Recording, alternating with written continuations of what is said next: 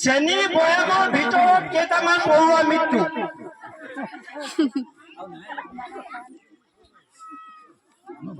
আৰু খেলৰ বাবে দিছে ভাৰত আৰু ইণ্ডিয়াৰ মাজত অনুষ্ঠিত হোৱা কিবা লক্ষ্য এখন ফুটবল খেলত ভাৰতে ইণ্ডিয়া 0-1 দলত হৰুৱাই পুনৰ পদক জয় কৰে।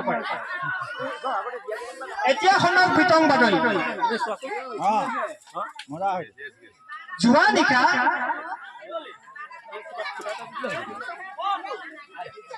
মালবাহী ট্ৰাকৰ খুন্দাত 2টা নিগনি এটা মৃত্যু হোৱা কাৰণটো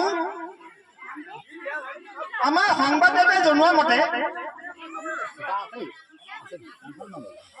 নিগনি 2টা সেইদিনাখন এঘৰ মানুহৰ বিহুৰ উৰুকা দিনা ভোজ খাই ঘূৰি যোৱা পথত উক্ত ঘটনাটো সংঘটিত হয়। ঘটনাৰ বিৱৰণ অনুসৰি আমাৰ সংবাদদাতাই জনোৱা মতে নিগনিটো হেলমেট নথকাৰ কাৰণে উক্ত ঘটনাটো সংঘটিত হ'ল বুলি আমাৰ সংবাদদাতাই জানিবলৈ দিয়ে।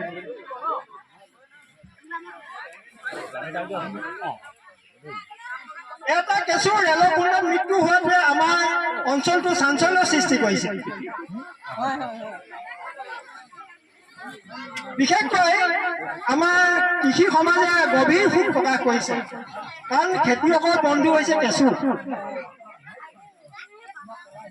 চৰকাৰে 1 কোটিতকৈ অধিক টকা এককালীন সাহায্য দিম বুলি ঘোষণা কৰিলে ইতিমধ্যে, কিন্তু কেঁচুৰ পৰিয়ালবৰ্গৰ কথাটো এতিয়াও মানি লোৱা নাই।